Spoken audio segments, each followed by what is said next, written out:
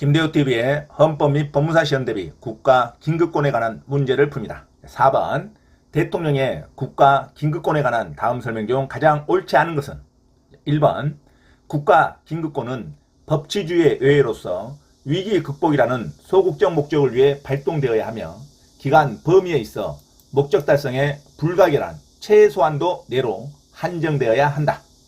2번 헌법재판소와 법원은 국가 긴급권 발동의 유헌, 유법 여부를 사후적으로 심사할 수는 있으나 국가 긴급권이 가지는 고도의 정치적 성격이 그 심사의 한계로서 작용할 수 있다.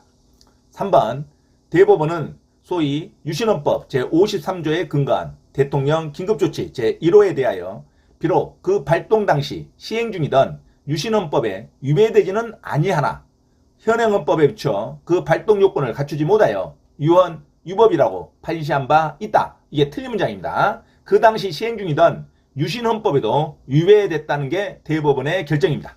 자, 유신헌법과 현행헌법 모두 위배된다고 가야 됩니다. 자, 3번이 틀린 문장입니다. 자, 4번 대통령의 긴급체정 경제명령은 법률과 마찬가지로 유언 법률심판이나 헌법 소원심판의 대상이 된다. 자, 5번 계엄 상황이 해소된 때에는 대통령은 국무회의의 심의를 거쳐 계엄을 해제할 수 있다.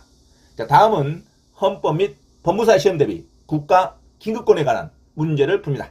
자, 4번 대통령의 국가 긴급권에 관한 다음 설명 중 가장 옳지 않은 것은 1번 국가 긴급권은 법치주의의 외로서 위기 극복이라는 소극적 목적을 위해 발동되어야 하며 기간 범위에 있어 목적 달성에 불가결한 최소한도 내로 한정되어야 한다. 2번 헌법재판소와 법원은 국가 긴급권 발동의 유헌, 유법 여부를 사후적으로 심사할 수는 있으나 국가 긴급권이 가지는 고도의 정치적 성격이 그 심사의 한계로서 작용할 수 있다. 3번 대법원은 소위 유신헌법 제53조에 근거한 대통령 긴급조치 제1호에 대하여 비록 그 당시 시행 중이던 유신헌법에 위배되지는 아니하나 현행헌법에 비춰 그 발동 요건을 갖추지 못하여 유헌, 유법이라고 판시한 바 있다. 이 문장이 틀린 문장입니다. 그 당시 시행 중이던 유신헌법에도 위배된다는 게 대법원의 결정입니다. 자, 유신헌법과 현행헌법 모두 위배된다고 가야 됩니다. 자, 4번 대통령의 긴급재정 경제명령은 법률과 마찬가지로 유헌 법률심판이나 헌법 소원심판의 대상이 된다. 자, 5번 계엄사항이 해소된 때에는 대통령은 국무회의의 심의를 거쳐 계엄을 해제할 수 있다. 자, 다음은 헌법 및 법무사 시험 대비 국가 긴급권에 관한 문제를 풉니다. 자, 4번 대통령의 국가 긴급권에 관한 다음 설명 중 가장 옳지 않은 것은 1번 국가 긴급권은 법치주의의 애로서 위기 극복이라는 소극적 목적을 위해 발동되어야 하며 기간 범위에 있어 목적 달성에 불가결한 최소한도 내로 한정되어야 한다.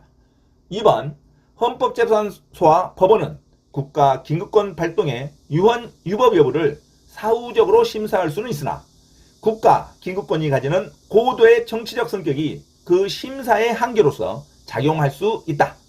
자, 3번 대법원은 소위 유신헌법 제53조에 근거한 대통령 긴급조치 제1호에 대하여 비록 그 발동 당시 시행 중이던 유신헌법에 위배되지는 아니하나 현행헌법에 비춰 그 발동 요건을 갖추지 못하여 유헌, 유법이라고 판시한 바 있다. 이게 틀린 문장입니다. 그 당시 시행 중이던 유신헌법에도 위배된다는 게 대법원의 결정입니다.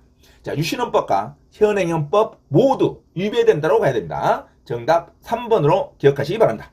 자, 4번 대통령의 긴급재정 경제명령은 법률과 마찬가지로 유헌 법률심판이나 헌법 소원심판의 대상이 된다. 자, 5번 계엄사항이 해소된 때에는 대통령은 국무회의의 심의를 거쳐 계엄을 해제할 수 있다고 가야 됩니다. 자, 이상 헌법 및 법무사 시험 대비 국가 긴급권에 관한 문제를 풀었습니다. 여러분 숙지하시기 바랍니다.